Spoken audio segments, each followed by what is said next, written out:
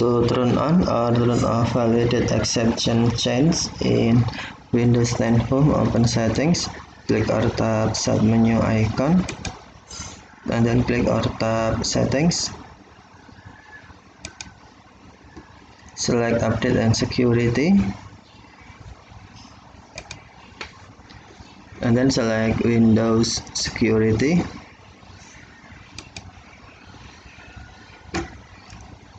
And then click or tap App and Browser Control. Select Exploit Protection Settings,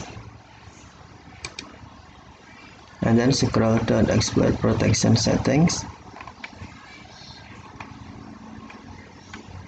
and then on Validate Exception Chains SEHOP.